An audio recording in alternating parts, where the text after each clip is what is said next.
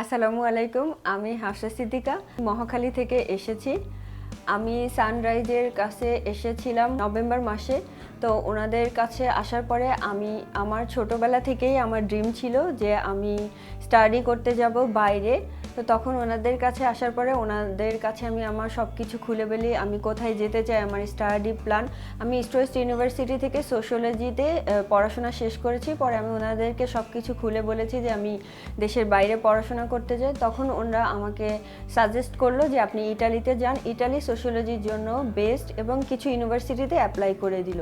Apply করার পরে আমি ইউনিভার্সিটি অফ সালন্তেতে ডিজিটাল হিউম্যানিটি কোর্সটাতে আমি ওই ইউনিভার্সিটিতে আমাকে অ্যাডমিশন করালো। অ্যাডমিশন করানোর পরে আমার ইউনিভার্সিটির ওয়েবসাইট ঘেটে দেখলাম ইউনিভার্সিটিটা অনেক ভালো এবং তাদের এডুকেশন ব্যাকগ্রাউন্ডও অনেক ভালো, তাদের ফ্যাকাল্টির বিহেভিয়ারও অনেক ভালো, এবং আমি যে সাবজেক্টটা চাচ্ছিলাম ঠিক ওরকম একটা ভালো সাবজেক্টই ওখানে পেয়েছি। দেন আমি তাদের সাথে কিছুদিন অনলাইনেও ক্লাস করেছি, দেখেছি ফ্যাকাল্টিদের বিহেভিয়ারও অনেক ভালো, স্টুডেন্টরাও অনেক ভালো। তারপর আমি বললাম ওনাদেরকে হ্যাঁ আপনারা আমার ভিসার জন্য ট্রাই করেন। ইউনিভার্সিটি থেকে যখন পার এনরোলমেন্টের আসলো তখন আমি ভিসার জন্য দাঁড়াইলাম অ্যাম্বাসিতে। আমি আমার সমস্ত পেপার সমস্ত কাগজপাতি নিয়ে আমি দাঁড়ালাম অ্যাম্বাসিতে। দাঁড়ানোর পরে আমি আমার ইন্টারভিউ ফেস করলাম। দেন আমি 3 দিনের মধ্যে ভিসা পেয়ে গেছি। আমি ইউনিভার্সিটি থেকে স্কলারশিপ পাচ্ছি। ইউনিভার্সিটি সালেন্তে গভর্নমেন্ট ইউনিভার্সিটি, সো ওখানে টিউশন ফিস অনেক কম, সেহেতু আমার স্কলারশিপেরও একটা সুযোগ আছে, এবং ওখানে চাইলে আমি হোস্টেলেও থাকতে পারবো।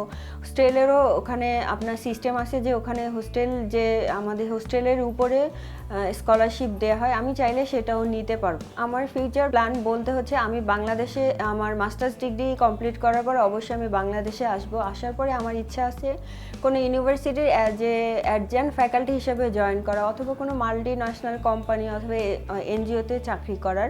দেন আমি যদি বাংলাদেশে বেটার কিছু করতে পারি তাহলে তো আমি থাকবো, যদি না পারি আমি আবার হয় ইটালি অথবা অন্য কোনো কান্ট্রিতে আবার অ্যাপ্লাই করব। সানরাইজ আমাকে অনেক হেল্প করেছে, তাদের কথা আমি কি বলবো, কিরণ ভাই, সাইফুল ভাই, জিয়া ভাই, প্রত্যেকটা মানুষ অফিসের আমাকে অনেক অনেক অনেক বেশি হেল্প করেছে। যেহেতু আমি লাস্টের দিকে একদম এসেছি, যেই সময় কোনো ইউনিভার্সিটির কোনো রিকমেন্ড বা অ্যাডমিশন প্রসেস হয় না, ঠিক ওই অফ টাইমটাই আমি এসেছি, বাট ওনরা আমাকে অলওয়েজ একটা মেন্টালি সাপোর্ট দিয়েছে।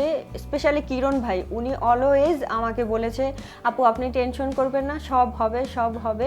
তো ওনাদের বিহেভিয়ার কি বলবো, আসলে অমায়িক বিহেভিয়ার। আজকে ওনারা না থাকলে হয়তো আমি ভিসার জন্য এই পর্যন্ত আসতেই পারতাম না। সবাই আমার জন্য দোয়া করবেন যাতে আমি ভবিষ্যতে ভালো কিছু করতে পারি।